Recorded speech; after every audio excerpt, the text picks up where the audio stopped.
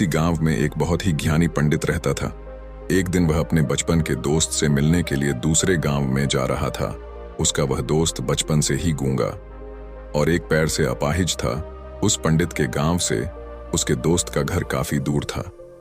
वहां जाने के लिए बीच बीच में कई सारे छोटे छोटे गांव पड़ते थे। पंडित रास्ते में अपनी धुन में चला जा रहा था। चलते चलते उसकी मुलाकात एक व्यक्ति से होती है। रास्ते में उसे एक आदमी मिलता है जो ऐसा लगता था कि वह किसी का इंतजार कर रहा था और वह भी पंडित के साथ चलने लगता है। उस आदमी को देखकर पंडित बहुत खुश हो जाता है। उसने सोचा, चलो अच्छा हुआ, साथ साथ चलने से उसका सफर आसानी से कट जाएगा। बात की शुरुआत करने के लिए उस पंडित ने उस व्यक्ति से उसका नाम पूछा तो उसने अपना नाम धर्मराज बताया। पंडित को यह नाम कुछ अजीब सा लगता है, लेकिन उसने नाम के विषय में कुछ और पूछना उचित नहीं समझा। दोनों धीरे धीरे साथ में चल रहे थे। तभी रास्ते में एक गांव आता है। गांव का प्रवेश द्वार आते ही धर्मराज ने पंडित से कहा, तुम आगे चलो, मुझे इस गांव में एक काम है, मैं तुमसे आगे मिलता हूं। पंडित ने कहा, ठीक है। वह आगे रास्ते में चल देता है। कुछ देर बाद उस गांव में खबर फैली कि एक व्यक्ति को सांड ने अपनी सींग में फंसाकर मार दिया है। जैसे ही सांड ने उस व्यक्ति को मारा, ठीक कुछ ही देर में धर्मराज पंडित के पास आ गया और फिर दोनों चलना शुरू कर देते हैं और चलते चलते एक दूसरे गांव के द्वार पर पहुंच जाते हैं। उस गांव के बाहर एक बड़ा और विशाल मंदिर बना हुआ था। वहां पर आराम करने की सुविधा काफी बढ़िया लग रही थी। पंडित के दोस्त का घर अभी वहां से बहुत दूर था और रात भी होने वाली थी। तो पंडित ने धर्मराज से कहा, रात होने वाली है, पूरे दिन चलते चलते थक भी चुके हैं और भूख भी लग रही है, तो यहाँ पर भोजन करके यहीं पर हम विश्राम कर लेते हैं, फिर सुबह के समय आराम से आगे की यात्रा जारी करेंगे। धर्मराज ने कहा, ठीक है, मुझे इस गांव में किसी को कुछ जरूरी सामान देने जाना है, तुम भोजन करके आराम करो, मैं बाद में आकर भोजन कर लूंगा। इतना कहकर वह वहां से चला जाता है। लेकिन उसके जाने के कुछ समय बाद, कुछ ही देर बाद धुआं उठता हुआ दिखाई देता है और देखते ही देखते पूरे गांव में आग लग जाती है। पंडित ने हैरानी से सोचा कि यह धर्मराज जहां भी जाता है वहां कोई ना कोई अनहोनी जरूर हो जाती है, कुछ तो गड़बड़ है इस व्यक्ति में। लेकिन पंडित ने रात्रि में धर्मराज से कुछ भी पूछना उचित नहीं समझा और वे दोनों सो गए। सुबह होते ही दोनों फिर से अपनी यात्रा शुरू कर देते हैं। कुछ देर चलने के बाद रास्ते में फिर से एक गांव आता है। धर्मराज ने फिर पंडित से कहा, आप आगे चलिए, मुझे इस गांव में अपने मित्र से मिलने जाना है, मैं अपने दोस्त से मिलने के बाद आगे रास्ते में मिलूंगा। यह कहकर धर्मराज वहां से चला गया। लेकिन पंडित इस बार आगे नहीं गया। वहीं खड़ा होकर धर्मराज को देखता रहा कि वह कहां जा रहा है और क्या करता है। तभी थोड़ी देर बाद लोगों की आवाज सुनाई देने लगी कि एक व्यक्ति को सांप ने काट लिया है और उसकी मृत्यु हो गई है। ठीक उसी समय धर्मराज फिर पंडित के पास पहुंच गया। लेकिन इस बार पंडित से रहा नहीं गया और उसने धर्मराज से पूछ ही लिया कि तुम जिस भी गांव में जाते हो वहां कोई ना कोई अनहोनी जरूर हो जाती है, क्या तुम मुझे बता सकते हो यह ऐसा क्यों हो रहा है? धर्मराज ने कहा, पंडित जी, आप तो मुझे बहुत ज्ञानी मालूम पड़े थे, इसीलिए मैं आपके साथ चलने लगा था, क्योंकि ज्ञानियों का साथ बहुत अच्छा होता है, परंतु आप अभी तक समझ नहीं पाए कि मैं कौन हूं। पंडित ने कहा, मैं समझ गया हूं, लेकिन मुझे कुछ शंका है।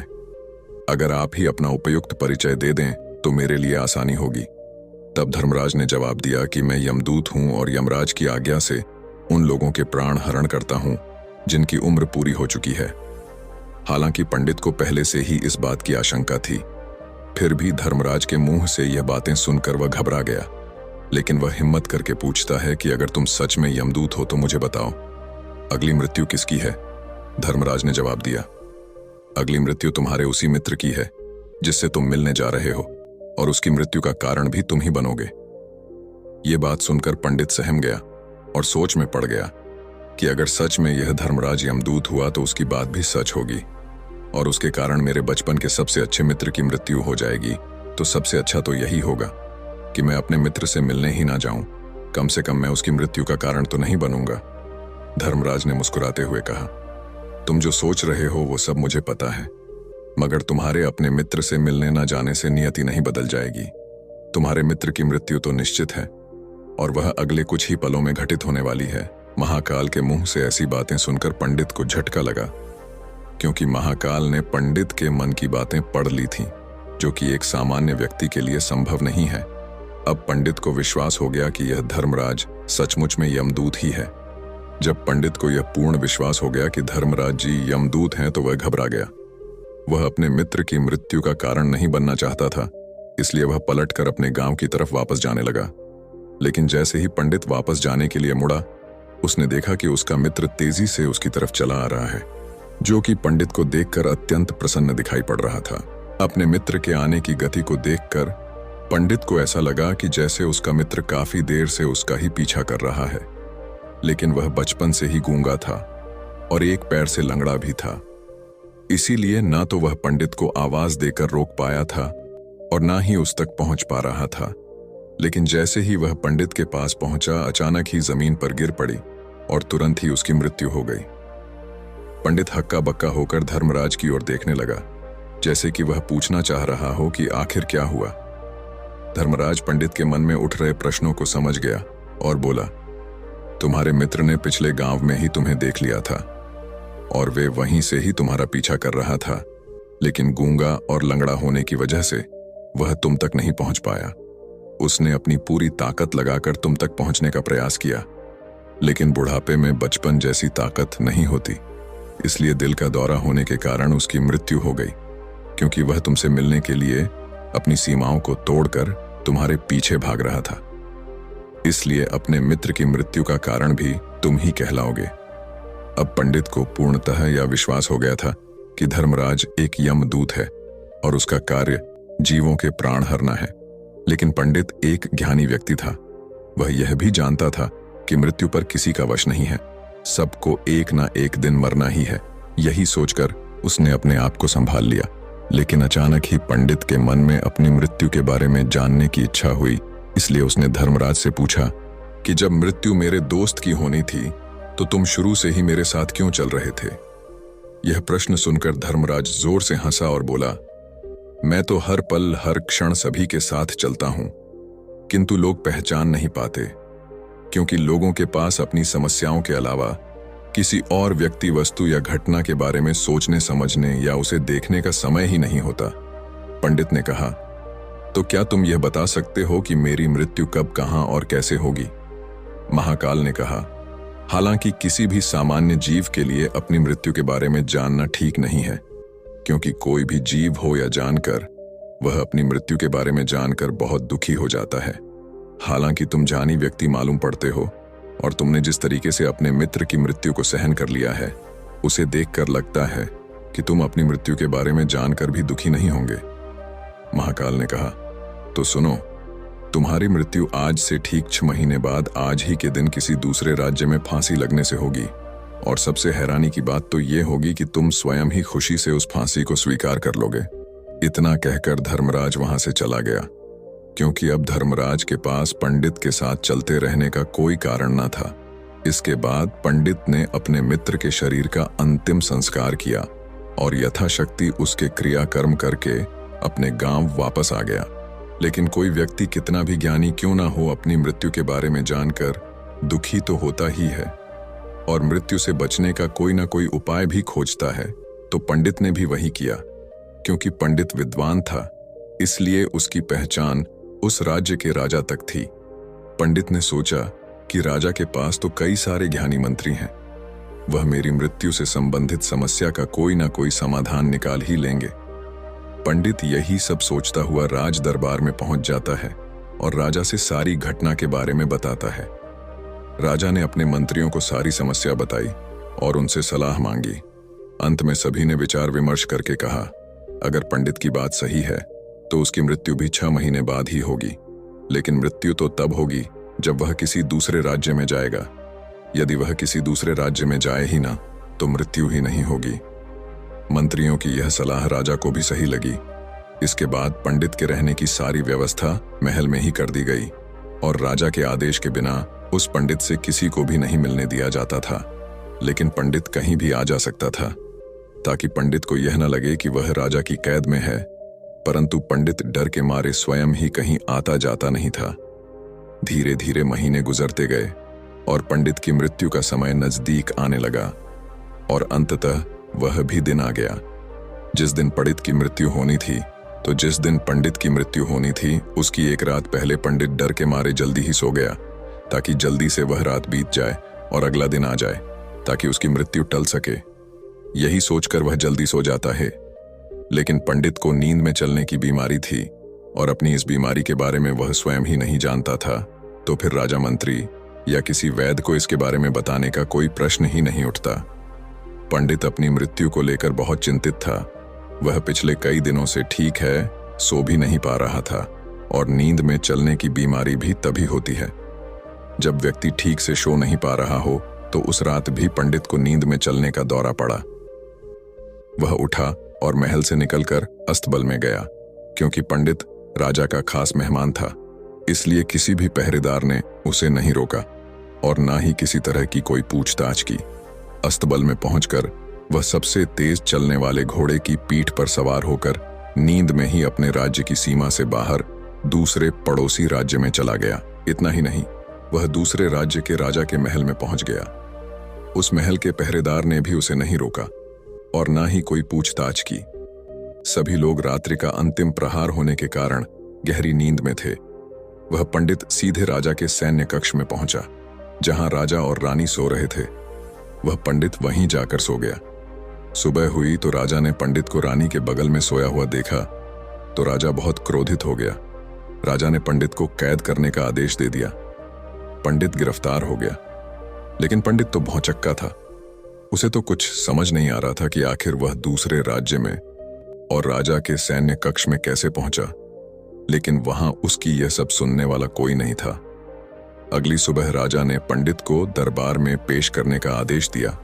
कुछ देर बाद उस पंडित को दरबार में लाया गया।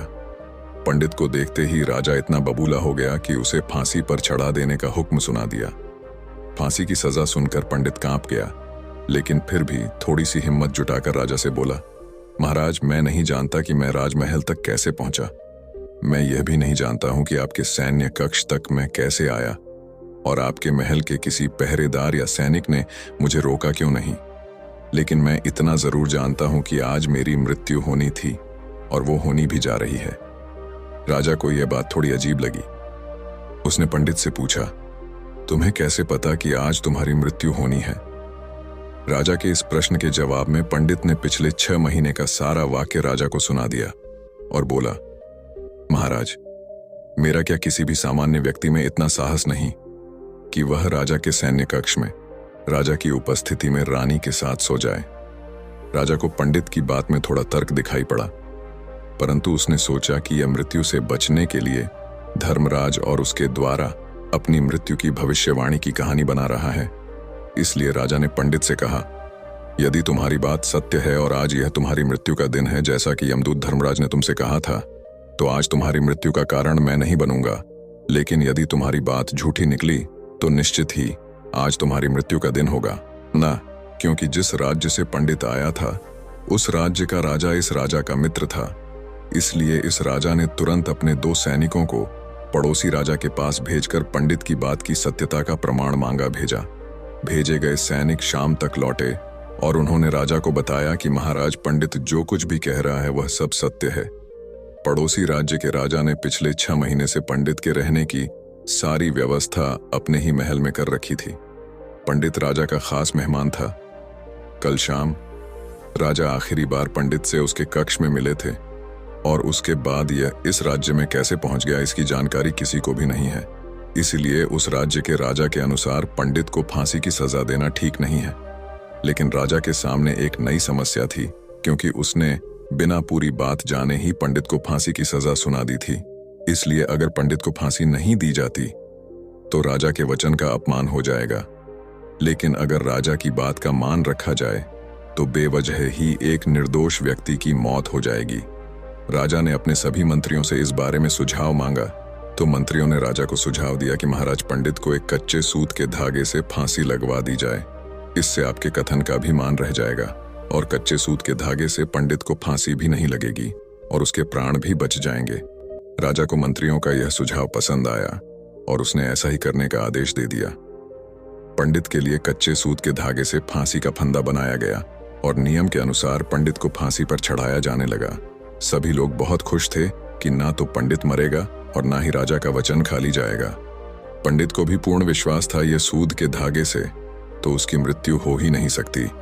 पंडित उस पर चढ़ने के लिए तैयार हो गया, जैसा कि धर्मराज ने भविष्यवाणी की थी कि तुम खुद ही अपनी फांसी को स्वीकार करोगे। लेकिन जैसे ही पंडित को फांसी दी गई, सूद का धागा तो टूट गया, लेकिन टूटने से पहले उसने अपना काम कर दिया था। पंडित के गले की एक नस सूद के धागे के झटके से कट चुकी थी और पंडित जमीन पर पड़ा तड़प रहा था। उस पल उसके गले से खून की फुहार निकल रही थी और देखते ही देखते पंडित का शरीर पूरी तरह से शांत हो गया। सभी लोग आश्चर्यचकित थे और पंडित को मरता हुआ देख रहे थे।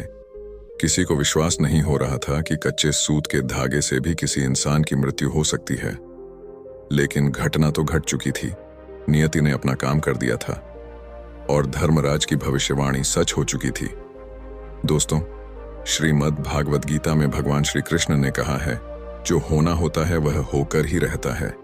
हम चाहे कितनी ही सावधानी बरते, कितना ही उपाय कर लें, लेकिन घटना और घटना की पूरी प्रणाली पहले से ही तय होती है, जिसे हम थोड़ा सा भी इधर उधर नहीं कर सकते हैं। दोस्तों, शायद इसीलिए ईश्वर ने हमें भविष्य जानने की क्षमता नहीं दी है, ताकि हम अपने जीवन को ज्यादा बेहतर तरीके से जी सके। और यही बात उस पंडित पर भी लागू होती है।